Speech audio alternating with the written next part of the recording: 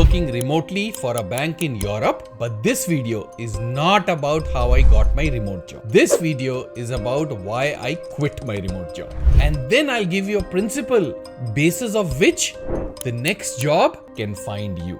But software industry is a small one. You keep bumping it. A question that I keep asking myself is, hello girls and boys, how's it going? Kya hal chal? So if you're new here, my name is Savinder Puri and I've been in the software industry, build, release, DevOps, software engineering in general for over 23-24 years.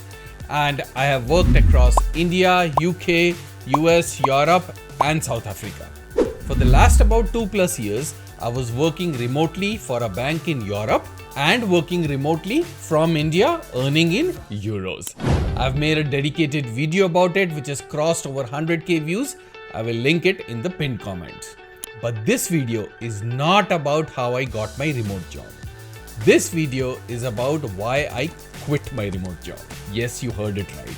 A few weeks ago, I have moved out of my remote job, high-paying remote job, and now I'm working for a company in Pune.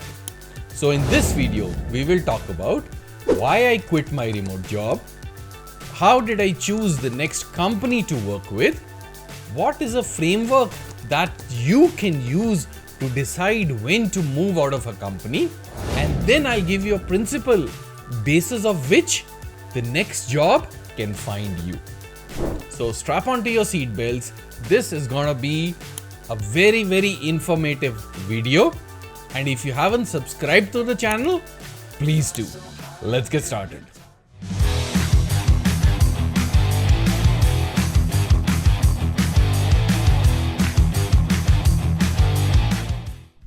So my high-paying remote job. So I'll give you a bit of context to what I'm talking about here, right? So TBC Bank, they approached me a while back and they said, hey, we have this position for you. Would you be interested to interview? How did they find me? They liked a talk that I had done in the conference. After that, they looked at my work in public. They looked at some articles I had published, some thought papers that I had written. I had not even started my YouTube video at that time. This is about 2.5 years back. So there was no video, but there were a bunch of conferences which I had done. Over the years, they found those videos and basically they spent some time analyzing my profile. And that's when they approached me for this job.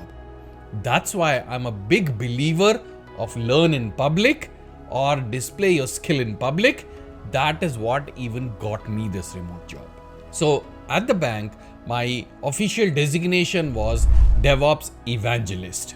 Now, this is not a term that you hear very often. So let me take a couple of minutes to describe to you what a DevOps evangelist does in general, right? Because there is some proprietary information, of course, that I cannot share, but I'll give you an overview. So at the bank, here were a couple of my mandates, a couple of things that I was working on. The first one was defining a DevOps grammar for the bank. What does that mean? That means when we say DevOps, what does it actually mean for this organization? And that means also defining a set of terminology, a language which everybody in the organization would adhere to so that there is no confusion and effective communication can happen. The second one was revise the existing roles and responsibilities from an operation standpoint, from a support standpoint, from a dev standpoint, all of that, because as the organization transforms into a fully DevOps organizations, some roles have to be hashed out, some new roles have to be created, certain organization structures have to be disbalanced and rebalanced. So I was proposing a structure around that and discussing with the senior executive management. Reskilling of the workforce. As the organization moves into a complete DevOps organization, a lot of the people have to learn new skills because in pockets of the organization, we are talking about hyper automation, we are talking about moving to the cloud, we are talking about moving data to the cloud, we are talking about infrastructure as code, containerization, Kubernetes, all of that is happening in different pockets of the organization. So a lot of people have to reskill themselves to be relevant. So I was involved in that as well, creating the reskill roadmap, creating the upgrade paths for people, and so on and so forth. Another important point was rethink the DevOps engineer role at scale, because as more and more of the projects and the products in the organization start getting into a DevOps unit, start getting into the DevOps frame of delivery, you gotta rethink the role of a DevOps engineer. How does a DevOps engineer support a new team? How long does the DevOps engineer support a new team? How does the new team enable itself? And how do you go take a development pod or a development unit to I build it, I run it, I support it sort of methodology? So it's not just technical upskilling, it is rethinking the role of a DevOps engineer and institutionalizing this mindset within the developer community as well. And then there was the very important role of metrics and return of investment. What that means is all of this mambo jumbo that we are doing, what is the end result out of it? What did we gain? For example, one measurement in an organization could be number of deployments on production. Let's say you were doing 10 deployments a week. Has it gone to 50? Has it gone to 100? Has it gone 2x, 5x, 10x number of deployments? That is the simple thing to measure. Then there are DORA metrics to measure, right? And I would often argue that don't take the DORA metric just like that and employ it in your organization. The metrics have to be defined in context of your organization and the maturity of the organization, because some things cannot even be measured at some organizations. So one of my responsibilities was to define what we are measuring, how we are measuring, how often we are measuring, and then put those dashboards in front of the senior management. Along the other parts, which I'll just touch base upon, I was involved with the DevRel community as well, talking to the development community or the ecosystem which worked with the bank to build on top of their APIs and expose services. So there were some other things, and then there are some proprietary stuff which I obviously cannot talk about in a YouTube video. But you get the context, you get the general idea of what a DevOps engineer or a DevOps evangelist does. Overall, it was a very exciting work. It was a very exciting tenure. I made several trips to Tbilisi, Georgia.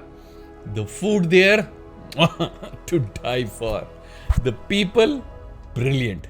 I made some friends for life, friends that outlast an organization where you work, because you might believe it or not, but software industry is a small one. You keep bumping into the same people at various conferences across the globe. So I made some brilliant friends for life. I've made a video about one of my trips to Tbilisi. I will put it in the pin here. So if everything was great, then why did I quit? Now, I've been around for about 23, 24 years in the industry, and I've seen a bunch of stuff, both negative and positive. And as you can imagine, in this long tenure, I have been through a fair share of shit in life. So when I decide to move out of an organization, it's not a knee-jerk reaction.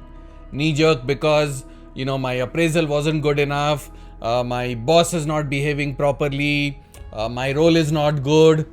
I have come to understand that these kind of things can be worked upon. So when I decide to move out of an organization, it's a more holistic approach. It's more thinking more broadly. And if you know me by now, I constantly like to challenge myself. Every once in a while, I would like to learn something new. I like to solve a big problem every couple of months. I want to make an impact to the organization that I'm working for. And a lot of times, a question that I keep asking myself is, what next? What next can I do for the organization? How else can I add value to the organization? How else can I make an impact to the organization? And when for a sustained period of time, the answer that you get to yourself is maybe it's time to move on, that's when you start thinking about changing your job. That's how I approach all of this, right? So when that kind of situation started happening, I went to my boss and the senior executive management and said, hey, this is what is going on with in my head. This is where I'm at, right? And then we explored a couple of possibilities. We looked at some things and mutually we decided that maybe it's time for me to move on. Now I'm very, very fortunate to be working in an organization where I could have such an open and honest conversation and that level of maturity of people which could understand what was going on and have such an open communication. I do not take that lightly, and I'm very, very fortunate to have been in that position in the bank. And that is when I decided to move out and find my next adventure. I know it's a slightly difficult perspective to understand if you are at the beginning of your career with maybe 3, 4, 5, 7 years experience, but hopefully you will understand what I'm trying to say one fine day. So how did I decide to join my next company? Once it was decided that it was time for me to move on, I went on LinkedIn, changed my status to open for work, and then I started reaching out to my network. Because at that level of experience, you know that probably the perfect job that you have in mind isn't being advertised on, job portals out there. It's only through the network that I would get that. And then one thing led to the other, and then a couple of conversations opened up. I was giving interviews at a couple of places. And then one day, somebody from Zensar called up. Now for context, before the bank, I was with Zensar for almost about 7 years. So I knew a lot of the people, I knew the company, I knew the working culture of that company. I knew that pretty well. And that conversation went very, very fast because of these factors, right? Now the other conversations, because even though I had referrals, I didn't know the actual hiring team. So these conversations take time, because it's 5, 6, 7 rounds of interviews, and each interview is done by senior people. They may not have time. So it's easily a 2-3 month journey for one transaction, one interview to finish. You guys know about that. But at Zensar, the context was a little different because I knew the people, things moved very fast. And in a couple of weeks, I had the offer letter in my hand. And it was exactly the role that I wanted. Most of the people that I would work with, I knew. A lot of the leadership team was a new team, but then that is the whole excitement of it, right? So currently I work with Zensar as Associate Vice President, DevSecOps, SRE, and AI. 3 things that I wanted to focus on in my next adventure. It's a very exciting phase of my career, and I believe I'm at the right place at the right time. A framework for you to decide when to move out of an organization. Now, very simple logic that I use to figure out if it's the right time for me to move off an organization or not is this. Do I feel like going to work every single day or not? And why would I feel like going to work? Because there's something exciting happening. There is a problem that I'm trying to solve. There are nuances, there are struggles, of course, but overall, things are exciting. And when the answer to that question is no, several days or several weeks, one after the other, you know that there is something wrong. You know that there is time to think about it. What I really want to advise all of you is not to take knee-jerk decisions to move out of an organization. What's a knee-jerk decision? A bad boss. I didn't get my appraisal. This guy is not behaving properly. I'm not happy with the current project. And the reason I'm saying that is because eventually over a period of time, if you work for an organization for 2, 3, 4 years, these things even out. So if you didn't get an appraisal this year, maybe there were some circumstances in the organization. If you do a good job, if you present yourself well, it should be taken care of in the next 10 years or so. So don't do knee-jerk reactions. Now I understand if you are in a situation where you're grossly underpaid as compared to market. If you are in an organization which has a toxic work culture where the boss is a really, really bad one and you're just not able to handle it, your mental peace is getting affected.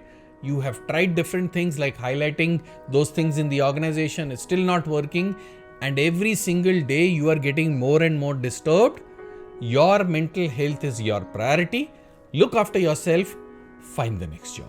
One piece of advice that I would like to give is always have the next offer before you quit, because if you quit in a haste, if you take a quick decision and just quit, then finding the next job without having a job today becomes more difficult.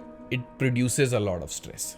So here's a thought experiment I want to give you. If you've been around for a while, list down the last 5 companies that you worked on. Then list down what was the duration. When did you start? When did you quit? So you will know how long you have worked for each company. In the next column, write down the reason for leaving the company and be completely brutally honest with yourself. This is a thought experiment only for you. Now the challenge here is once you complete this, then see first of all how frequently you are switching company. You're trying to spot a pattern. Do you switch your companies every 6 to 8 months, less than a year and a half? There is a pattern there. Is the reason to move the company always because I don't have a good boss, team is lousy, things like that? And if you see a pattern is something happening more than 50% times. And if you see a pattern, then boys and girls, there is something to think about. Because 5 companies over 7 years cannot have a bad boss. Who's the common link in all of these? Think about it. A framework to help the next job find you. As you've realized, I have rejoined Zensar after a gap of about 2.5 years. That is because somebody at Zensar thought that there is a situation, there is a challenge, there is a work that needs to be done at Zensar, and I am one of the best people who can do that. And why did they think that? Because of the work that I had done in the past, right? And that is how that conversation was initiated. And then obviously the other people came and evaluated me and stuff like that. I'm going to give you a principle here. And the principle is graceful entry, gracious exit. What does that mean? Let me give you an example. So let's say you go visit a friend's house. It's a graceful entry because, you go in, you crack a joke, you hug each other, you're having fun. It's a graceful entry. What's a gracious exit? That is to come out of that friend's house 10 minutes before the friend wants you to leave his or her house. How do you figure that out? It's by experience. You figure out that, hey, I've done my, we've done the drinks for the evening, we've had our dinner, we've had our dessert. Let me not linger around here and make a fool of myself. Pull out 10 minutes before they would want you to leave the house. Basically, when you leave the house, they should be asking you to stay back for a little while more. That's a graceful exit. Similar things when you're moving out of a project, the project should want you to continue. When you're moving out of an organization, the organization should want you to continue. When you're moving out of a relationship, the relationship should want you to continue. So if you apply this, then there is a chance that when the timing is right, your last organization or one of the organizations that you worked with, they would call you back. Always do a graceful exit. No fighting with people, no bickering around, no bitching around. Folks say, hey, it was great while it lasted. Time to move on. See you guys. I had a lot of fun. Principle number 2, which will help the right job come and look for you, is to learn in public, is to display your work in public out there. I speak a lot about this. Let me know if you want me to make a dedicated video on this topic as well. But that is what has helped me get this remote job. That can help you as well. The only caveat to this, you have to do it long enough. You have to do it sustained enough. You have to do it for years. It's not a small thing. Hope this video made sense. Couple of questions for you. What did you like best in this video? Is there any other topic that you want me to make a very dedicated video on? One thing that I wanted to share is I want to do a meetup in Pune, an in-person meetup. The goal for that is to hit 25k by 15th of August this year. That's less than a month.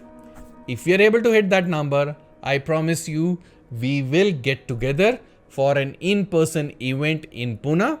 If you are in Pune or for around Pune, I would highly recommend you to come there. We'll celebrate, we'll have a blast.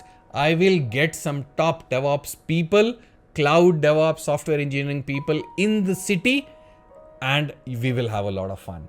But the goal, 25k by 15th of August. Look forward to your help to achieving that goal. See you in the next one.